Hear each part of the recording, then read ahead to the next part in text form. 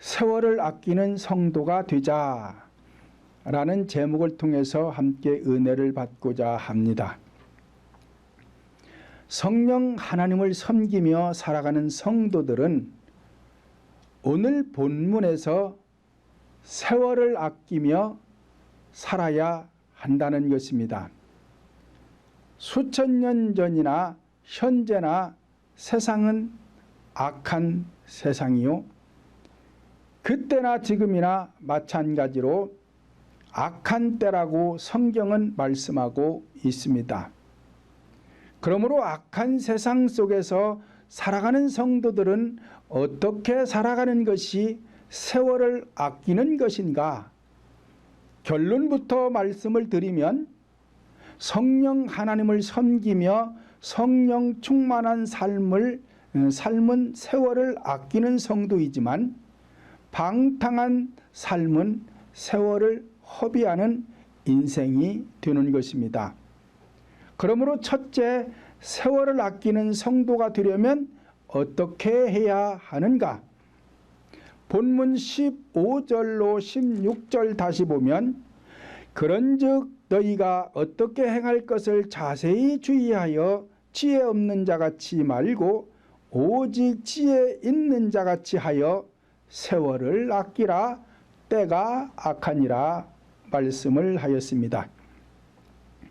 이와 같이 성령 하나님의 지혜를 받아 살아가는 삶은 세월을 아끼는 성도가 되는 것입니다.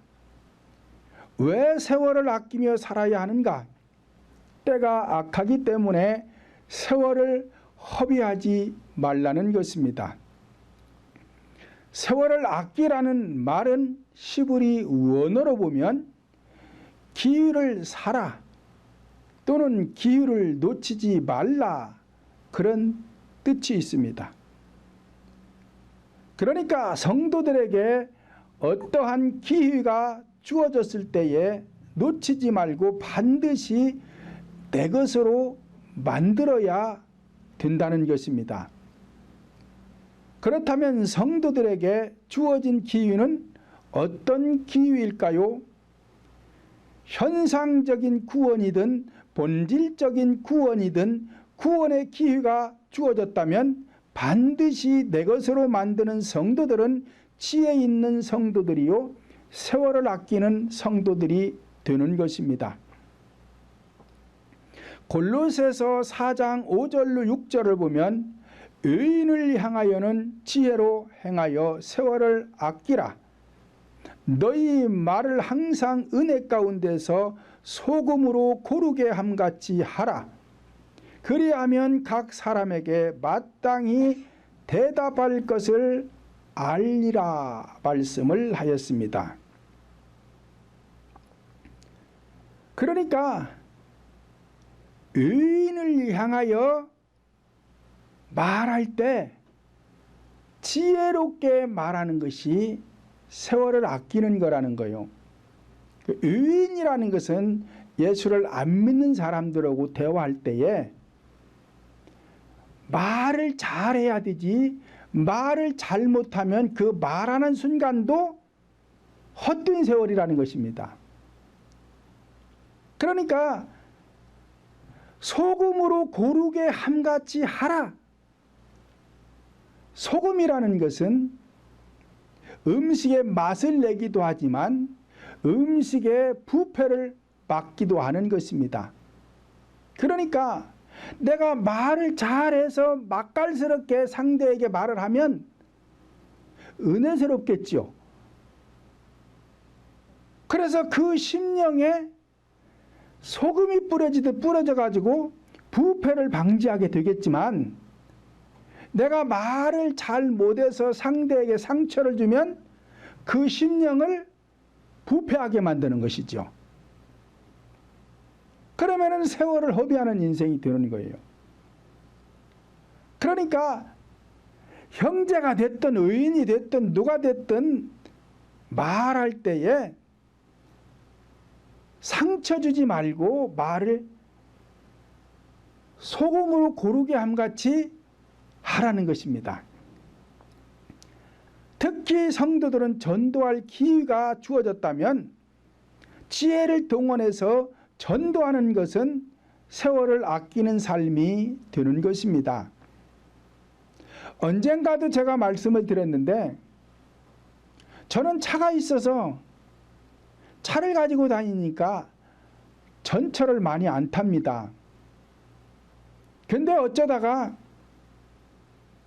서울 한복판에 들어갈 적에는 차를 가지고 가면은 차가 막혀서 힘들고 시간도 많이 지연되니까 전철을 탈 때가 있어요.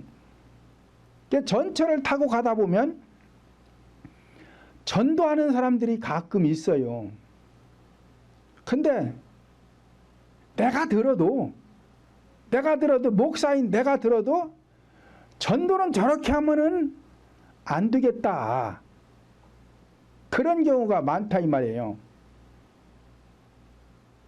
조그맣게 이야기를 하고 다녀도 돼요. 남이 불쾌하지 않도록 지나가면서 조그맣게 내 옆에 근처에 있는 사람만 들릴 수 있도록 조그맣게 전도를 하면 되는데 있는 소리 다 내가지고 떠들면서 전도를 합니다. 그러면은 그 안에 있는 예수 믿는 사람들도 짜증이 나요. 별로 안 좋아요.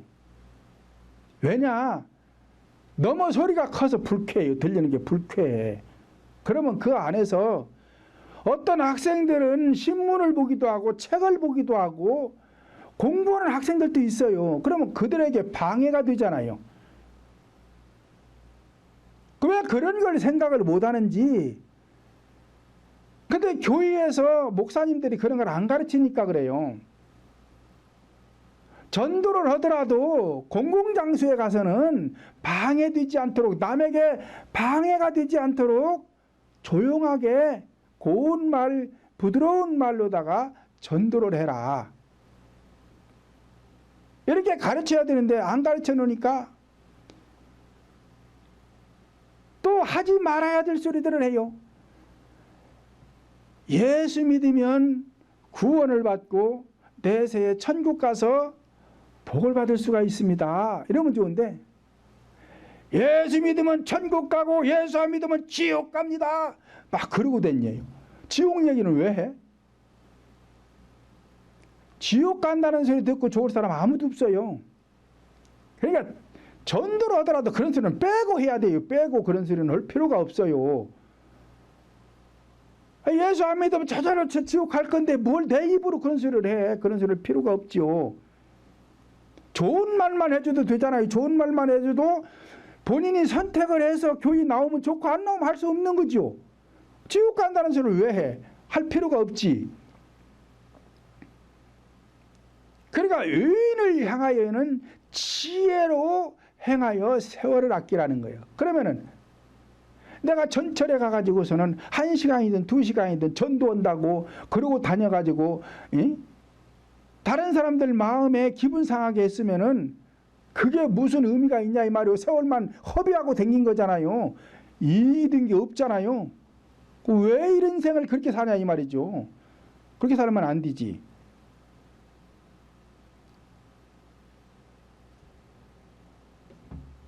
그래서 선을 행하며 사는 인생은 세월을 아끼는 인생이지만 악을 행하면 그건 전부가 다 세월을 허비하는 인생이 되는 것입니다.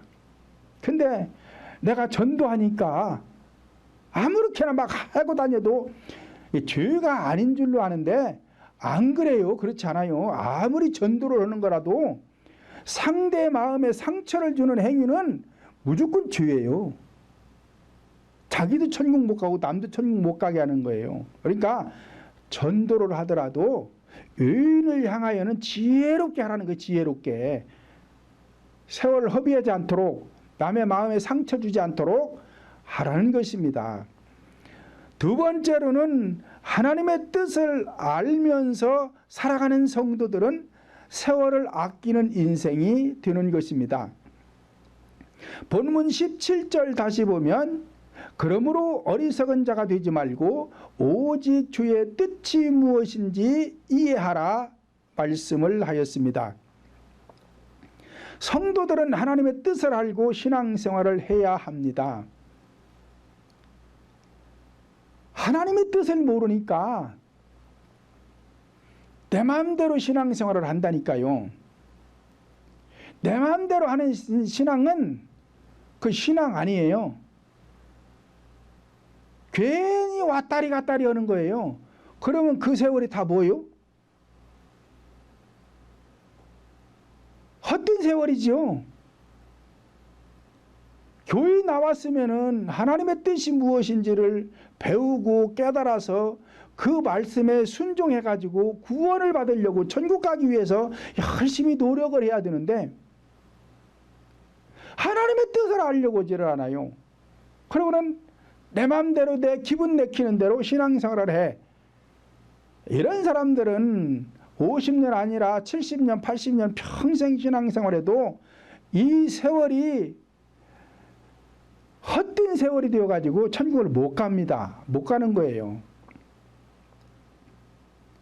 그러므로 성령 하나님의 뜻은 데살로니가전서 5장 16절로 17절 보면 항상 기뻐하라, 쉬지 말고 기도하라, 범사에 감사하라, 이는 그리스도 예수 안에서 너희를 향하신 하나님의 뜻이니라 말씀을 하였습니다.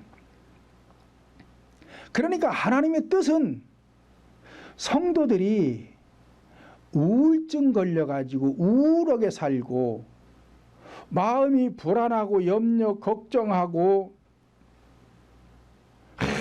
날 근심이나 하고 있고, 자, 이렇게 사는 걸 원치 않는단 말이에요. 이건 하나님의 뜻이 아니에요. 항상 기뻐하고 범사에 감사하면서 신앙생활하는 것이 하나님의 뜻이란 말이에요. 그러면 그렇게 하려고 노력을 해야 되죠. 내가 병들어서 고통받고 우울증에 걸려서 우울해하고 있고 마음의 근심 걱정에 사로잡혀가지고 맨날 염려하면서 이렇게 살면서 신앙생활하면은 신앙생활에 의미가 없잖아요. 그 하나님의 뜻이 아니란 말이에요. 그러니까 항상 기뻐하고 범사에 감사하면서 신앙생활을 하려면은 쉬지 말고 기도하라는 거예요. 그러면 왜 내가 신앙생활을 수십 년씩 했는데 내 마음에 기쁨이 없냐? 왜 범사에 감사가 안 되느냐? 이런 거를 고민을 해봐야 되죠. 근데 고민해도 잘 몰라요. 알려고 고민을 해도 이게 잘 몰라요. 그래서 지도자가 필요한 거예요. 이런 것을 지도자가 알아가지고 성도들이 알려고 안 해도 막 가르쳐줘. 막 시간마다 막 가르쳐줘. 이라고 저절로 알아줘. 저절로 알아줘. 그래야 될 거 아니에요. 그걸 뭘 성도들이 알려고 해서 알면 그거 언제 알려고 해? 그냥 교회만 오면은 목사님이 알려고 안 해도 계속 그걸 주입을 시켜갖고 저절로 알게 해주신단 말이에요. 그러니까 나도 기쁘고 즐거운 마음으로 살아야 되지. 기쁘고 즐거운 마음으로 사는 걸 싫어하는 사람 없잖아요. 그래가지고서는 새벽에 나오는 사람들 막 설교 길게 하면 주책이에요. 새벽이나 수요일이나 금요일은 기도예요. 기도회. 그냥 설교는 짧게 그냥 안 해도 괜찮아. 안 해도 괜찮아. 그래 놓고는 기도시켜놓고 아무개 집사가 기도를 잘하나 못하나 뒤에 가서 들어보면 알아. 그래서 저쪽 동네는 또 몰라요. 또 들어도. 그러니까 이것도 저것도 안 돼. 그래서 저는 들어보면 알아. 지금 기도를 잘하고 있는지 못하고 있는지 알아요. 그럴 때는 기도하는 방법을 가르쳐 주는 거예요. 즉석에서 가르쳐 주는 거예요. 그렇게 기도하면 안 돼. 이렇게 해야 되지. 소리는 어떻게 내고 내용은 어떻게 하고. 여러분들 처음에 우리 교회 왔을 때 다 이렇게 코치해 줬잖아요. 기도하는데 뒤에 와가지고 들어보고 잘못하고 있으면 다 이렇게 지적해서 고쳐줬잖아요. 그래서 지금 다 잘 되잖아요. 그래서 내 속에 있는 죄악의 속성들을 십자가에 못 박아 죽이서 제거하니까 기쁨이 오잖아요. 기쁨이 오잖아요. 우울증은 어디서 와, 우울증이? 우울증이 올라고 저기 서서 이렇게 쳐다보다가 아야야 자는 가면 안 돼. 쟤는 가면 안 돼. 그리고 안 오잖아요.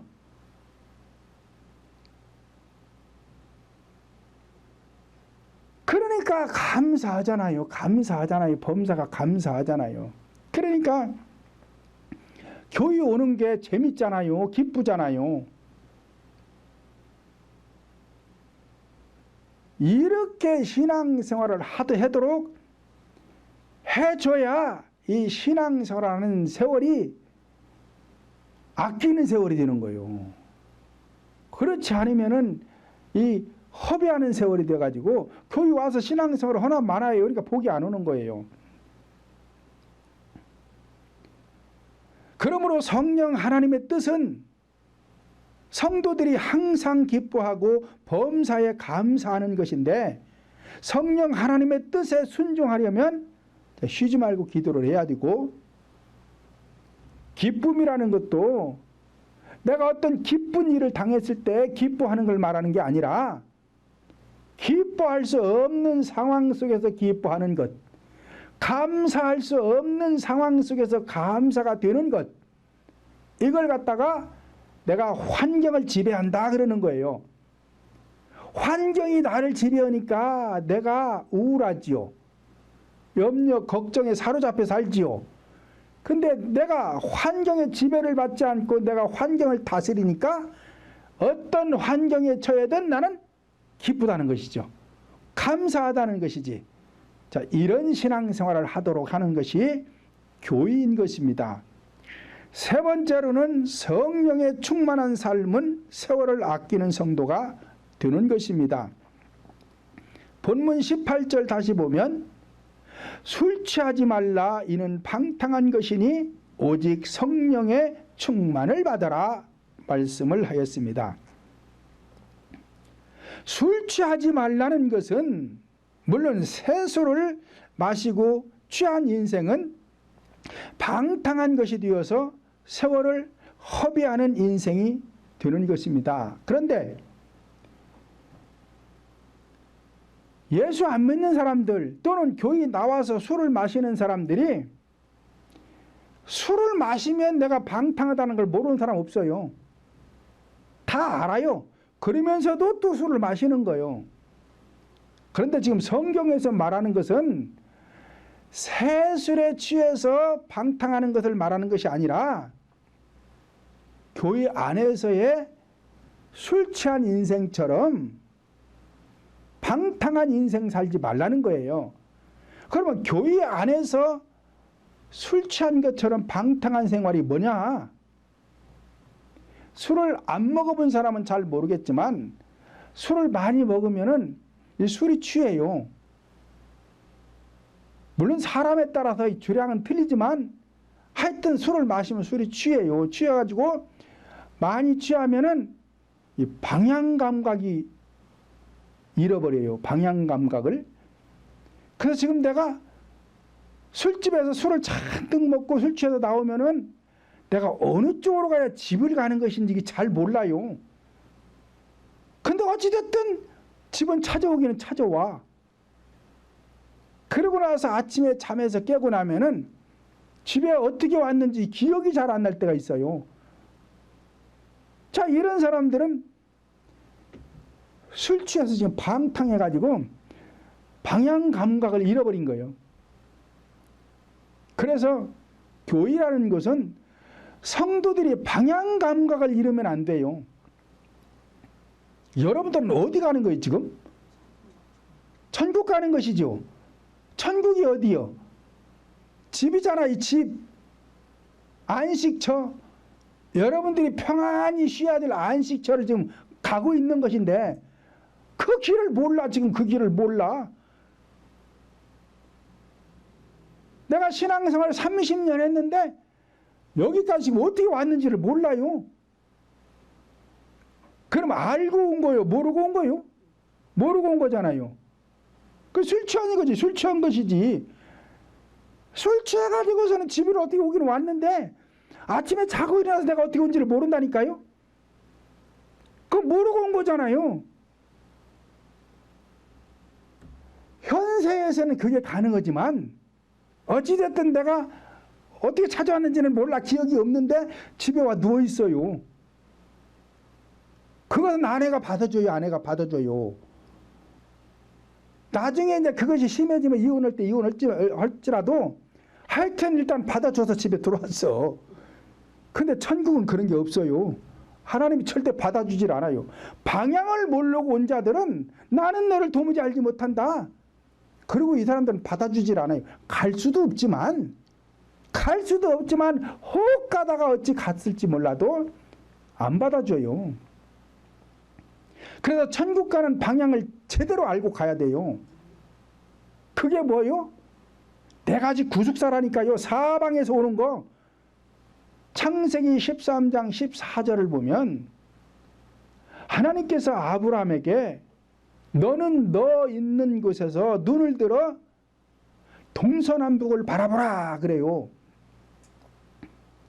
동서남북이라는 것은 네 방향을 말한단 말이에요. 네 방향.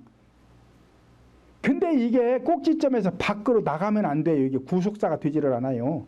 이게 다 들어와야 돼요.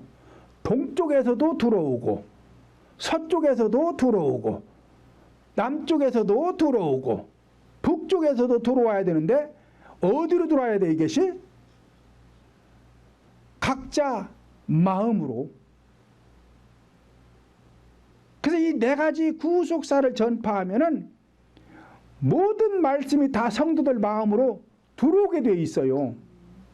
자, 이것을 갖다가 네 가지 구속사다. 십자가의 복음이다. 또는 십자가의 도다. 그런단 말이에요. 그래서 성경 전체는 네 가지로 기록됐다 그랬어요. 역사와 사건과 자연과 계시.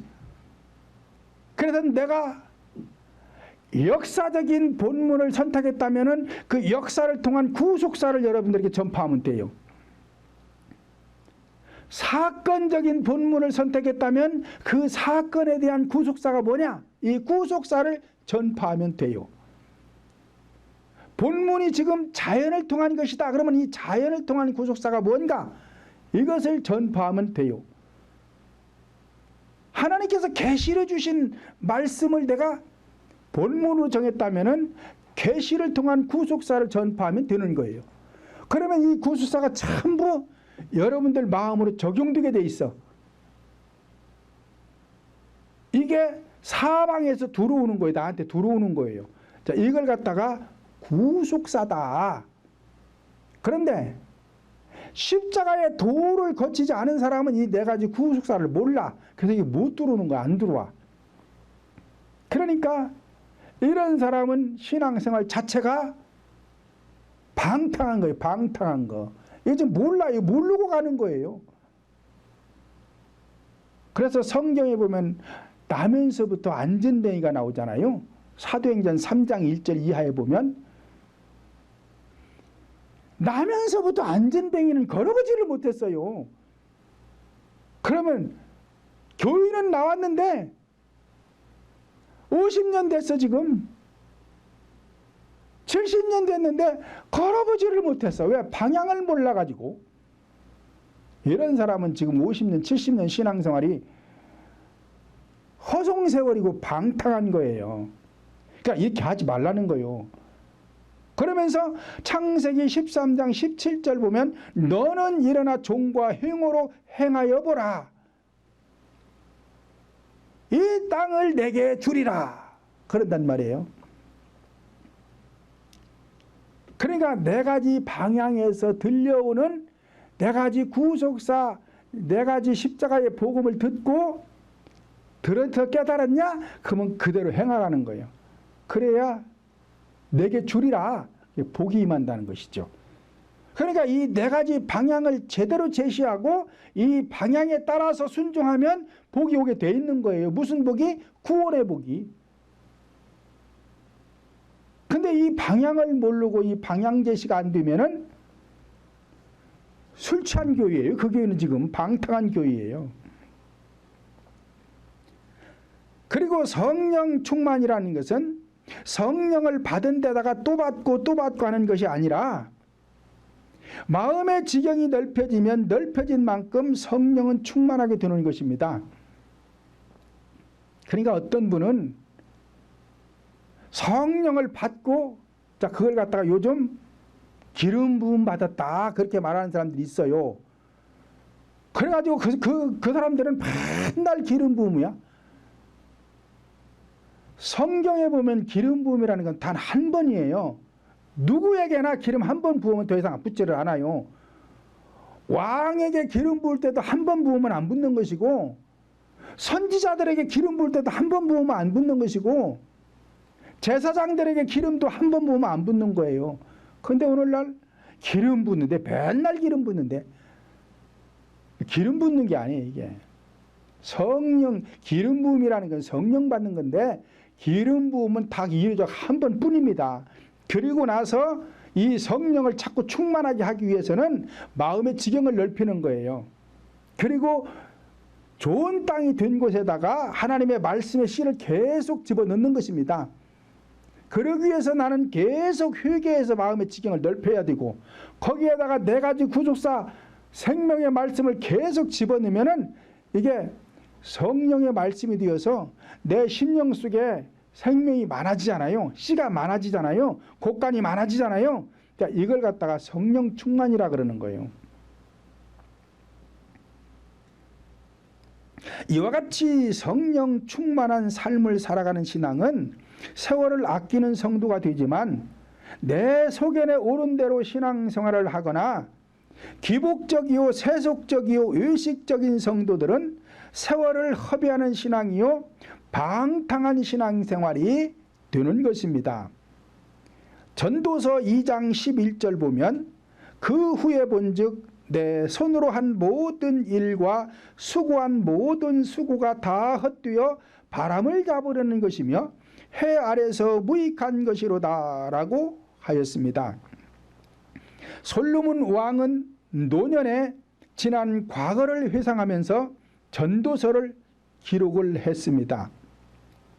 그러므로 인생이 이 땅에 출생하여 성령 하나님을 믿음으로 살아가는 인생은 세월을 아끼는 삶이 되지만, 그렇지 않은 모든 삶은 세월을 허비하며 헛되며 방탕한 생활이 된다는 것입니다.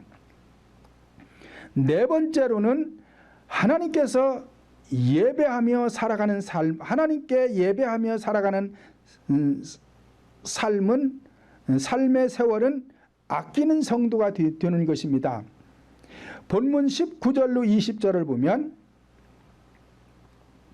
시와 찬미와 신령한 노래로 서로 화답하며 너희의 마음으로 주께 노래하며 찬송하며 범사에 우리 주 예수 그리스도의 이름으로 항상 아버지 하나님께 감사하라 말씀을 하였습니다.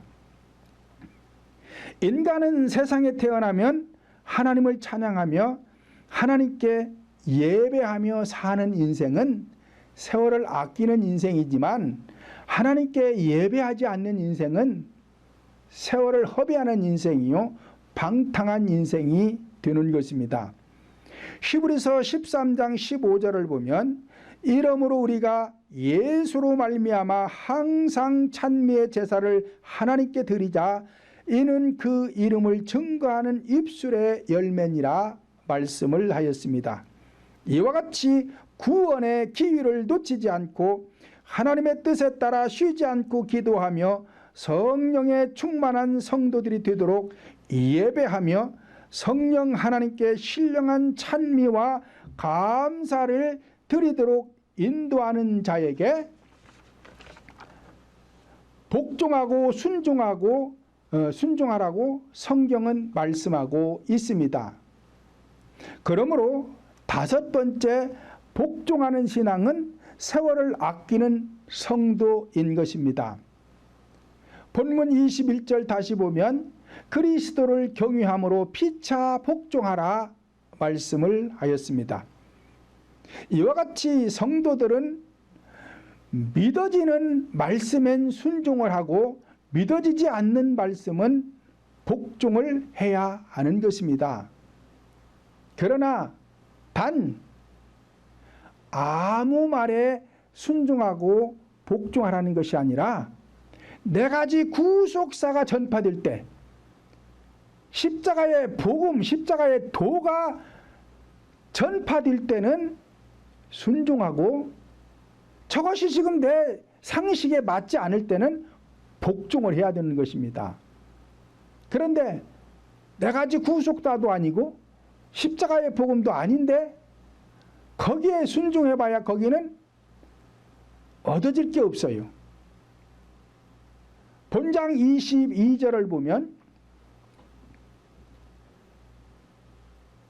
아내들이여 자기 남편에게 복종하기를 주께 하듯 하라 말씀하였으며, 본장 24절을 보면 그러나 교회가 그리스도에게 하듯 아내들도 범사에 그 남편에게 복종할지니라 말씀을 하였습니다.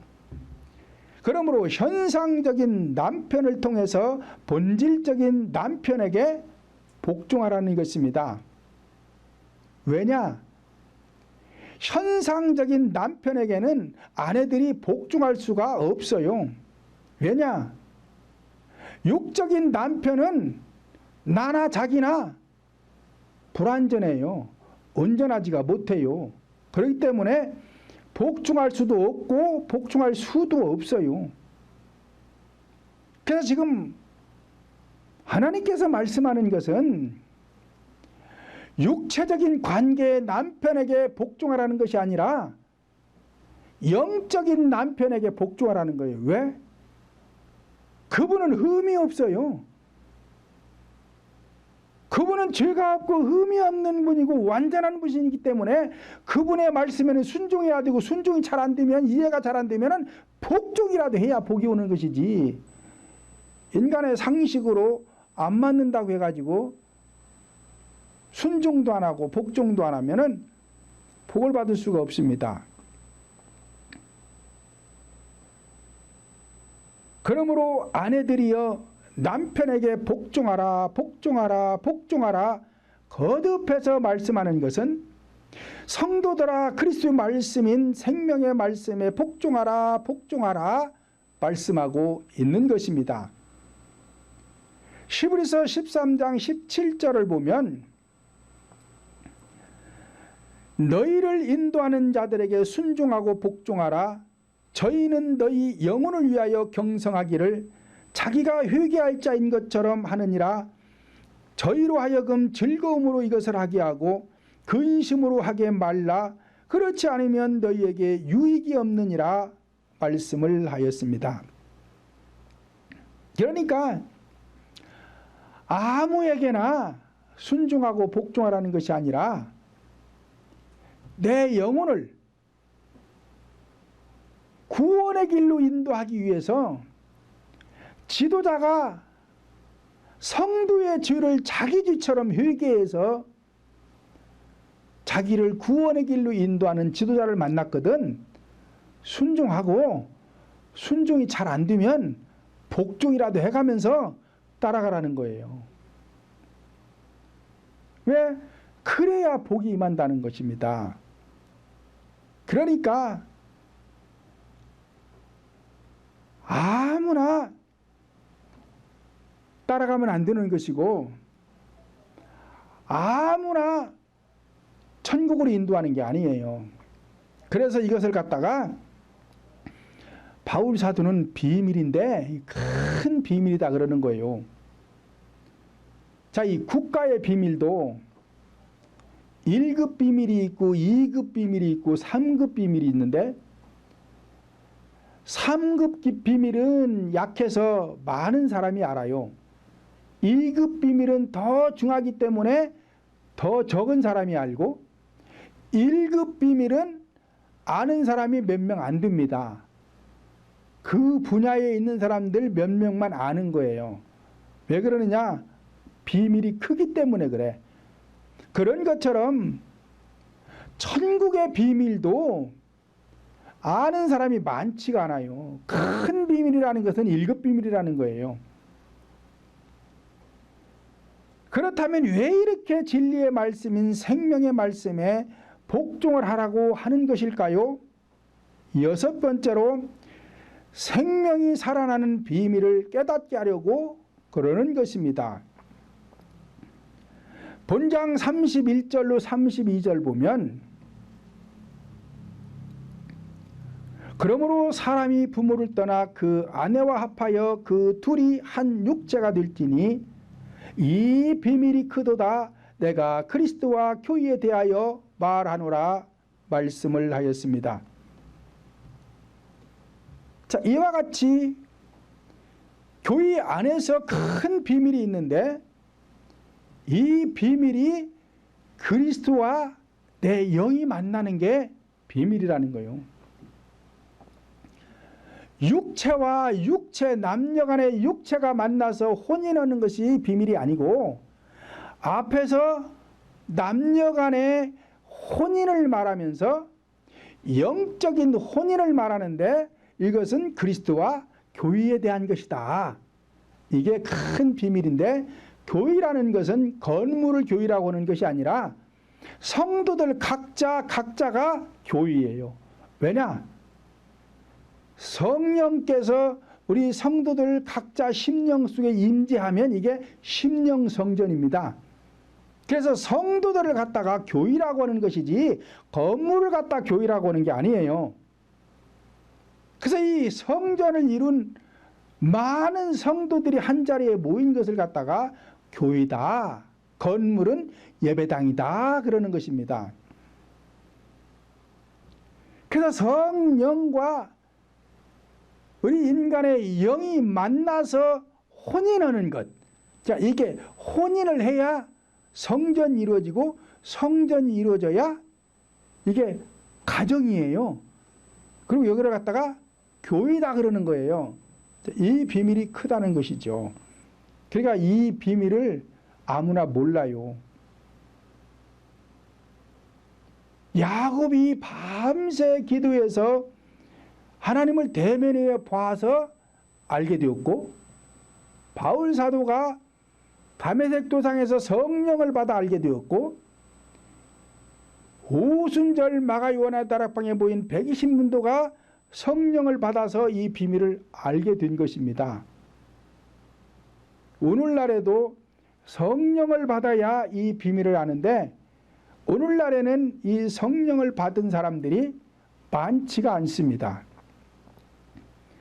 창세기 2장 24절을 보면 그러므로 남자가 부모를 떠나 그 아내와 연합하여 둘이 한 몸을 이룰지니라 말씀을 하였으며 본장 32절을 다시 보면 이 비밀이 크도다 내가 그리스도와 교회에 대하여 말하노라 말씀을 하였습니다. 그러므로 영과 영이 만나서 결혼하는 것은 큰 비밀이라 아는 사람이 많지가 않습니다. 그러므로 창세기 2장 24절에서 말씀하는 남녀가 연합하여 결혼하는 것은 육적인 혼인이라 비밀이란 말을 쓰지 않았으나 본장 31절로 32절에서 말씀은 현상을 통한 본질적인 결혼, 인간의 영과 성령님과의 만남을 교훈하고 있기 때문에 이 비밀은 크도다라고 말씀을 하신 것입니다. 이와 같이 생명이 살아나는 것은 비밀입니다. 다시 말씀드리면 아무나 모르기 때문에 비밀인 것이며 이 비밀을 알기 위해서는 좁고 협착한 곳을 통과해야만이 이 비밀을 알 수가 있는 것입니다. 요한일서 4장 1절로 2절을 보면 사랑하는 자들아 영을 다 믿지 말고 오직 영들이 하나님께 속하였나 시험하라. 많은 거짓 선지자가 세상에 나왔음이니라.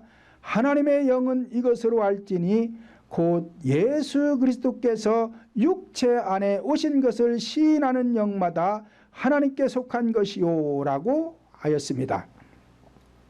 이와 같이 성령 하나님께서 내 육체 안에 즉 심령 속에 임재하심을 체험하고 영으로서 시인하는 자만이 성령 하나님께 속한 사람이며 큰 비밀을 말할 수 있는 하나님의 사람이 되는 것입니다. 그러니까 영을 다 믿지 말라. 누구의 영을? 교회 지도자의 영을. 지도자의 영이 하나님께 속했나 안 속했나 시험해보라. 시험하라는 것은 확인해봐라. 그리고는 지도자의 영이 하나님께 속했다면 따르고 그렇지 않다면 다 거짓자다. 근데 거짓자가 세상에 많이 있다.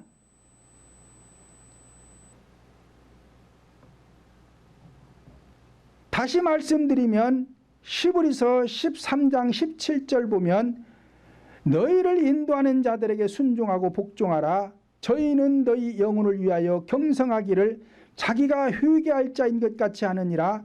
저희로 하여금 즐거움으로 이것을 하게 하고 근심으로 하게 말라. 그렇지 않으면 너희에게 유익이 없느니라 말씀을 하였습니다. 그러니까 큰 비밀을 체험하고 깨달아 알게 된 지도자는 성도들의 영혼이 어떻게 해야 구원을 받는지를 잘 알아요. 그러니까 성도들의 영혼을 사랑해서 지도자는 자기가 회개하는 것처럼 자기 죄를 회개하는 것처럼 성도들의 죄를 회개해 준다는 거예요. 이렇게 교회 지도자가 하고 있다면 그 자를 따르고 그 자의 말씀에 순종하고 복종을 하면서 따라가야만이 유익이 있다는 것입니다. 이와 같이 구원의 기회를 놓치지 않도록 쉬지 않고 회개 기도하고 성령이 충만하도록 하여 신령과 진정으로 찬미의 예배를 드리며 진리의 말씀인 생명의 말씀에 복종하도록 성도들을 인도하는 것은 성도들의 영혼을 위하여 자기 죄를 회개하는 것처럼 성도들의 죄를 회개하는 지도자의 말씀에 복종하며 살아가는 인생은 세월을 아끼는 성도가 되어 구원의 비밀을 깨달을 수가 있는 것입니다. 그러므로 우리 모두는 세월을 아끼는 성도들의 신앙생활이 되시기를 예수님의 이름으로 축원을 드립니다.